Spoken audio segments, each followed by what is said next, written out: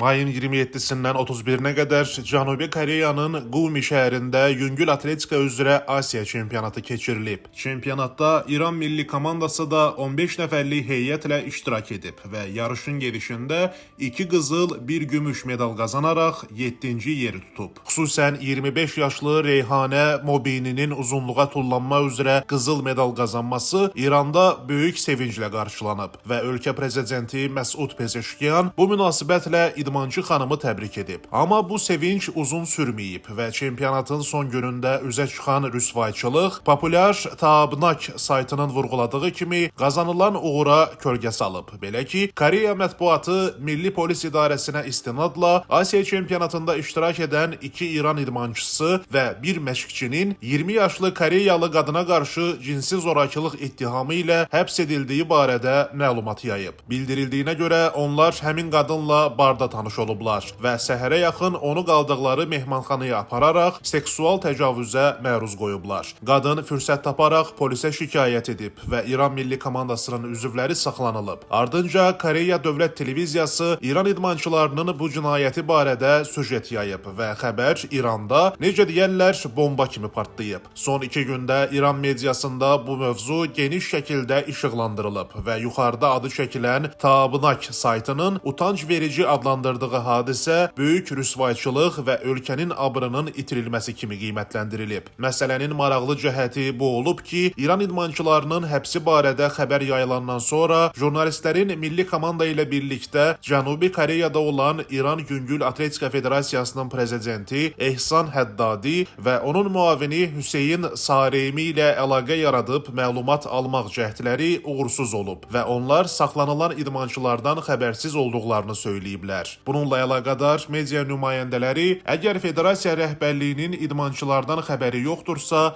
onda Koreyaya niyə gedib kimi haqlı sual irəli sürüblər. Lakin federasiya prezidentinin hadisəni gizlətmək cəhdi baş tutmayıb və tezliklə həbs olunanların kimliyi bəlli olub. Belə ki, iyunun 1-də jurnalist Əli Məhərrəmi Koreyalı qadına təcavüz edən 2 idmançı və 1 məşqçinin adlarının baş hərflərini açıqlayıb. Asiya çempionatına yollanan İran heyətinin siyahısı mətbuatda dərc olunduğundan onların kimliyini müəyyənləşdirmək çətinlik törətməyib. Aydın olub ki, rüsvayçı əməlin icraçıları idmançılar Məsud Kamran, Hüseyin Rəsuli və məşqçi Əmir Muradidir. Fəraru portalının yazdığından bəlli olur ki, Cənubi Koreyada İran milli komandası ilə bağlı başqa bir rüsvayçılıq da olub. Belə ki, komandanın üzvü Mehdi Həftçeşmə xarici idmançılardan birinin mobil telefonunu uğurladığı üçün saxlanılıb. Daha sonra $400 cərimə və 2 il yarışlara buraxılmamaq barədə inzibati cəza müqabilində azadlığa buraxılıb. Mövzunun mediada geniş diqqət çəkməsi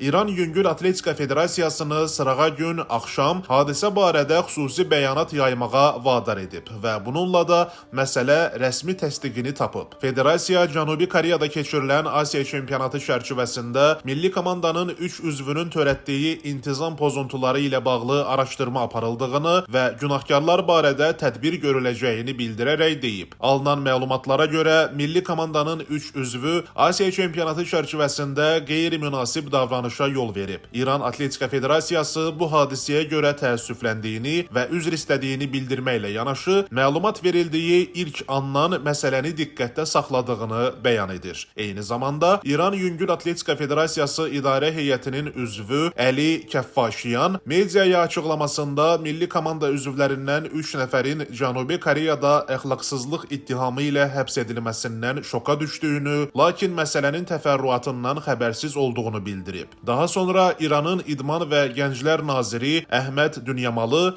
öz müavininə və Nazirliyin Mühafizə Mərkəzinin rəisinə məsələni ciddi şəkildə araşdırmaq və hadisənin müxtəlif aspektləri ilə bağlı ətraflı hesabat təqdim etmək barədə tapşırıq verib. Nazir beynəlxalq arenada İran İslam Respublikası Respublikası nümayəndələrinin əxlaqa, nizam-intizama və ləyaqətli davranışa riayət etmələrinin zəruriliyini vurğulayaraq deyib. Milli komanda idmançılarının davranışı ölkə gəncləri üçün nümunə olmalıdır. Etik normaların və nizam-intizamın pozulmasına heç bir halda göz yumula bilməz. Dünən gün ərzində İran mətbuatında Cənubi Koreyada baş vermiş seks qalmaqalının bir sıra təfərrüatları açıqlanıb. O cümlədən ölkə idmançılarının Koreyalı qadına qrup şəklində təcavüz etdiyi bildirilib. O da qeyd olunub ki, İran idmançıları barəsində 2 aylıq həbs qəti imkan tədbiri seçilib. Amma onlara 7 il həbsdən ömürlük azadlıqdan məhrum edilməyə qədər cəza verilə bilər. Mehr İnformasiya Agentliyi mövzu ilə bağlı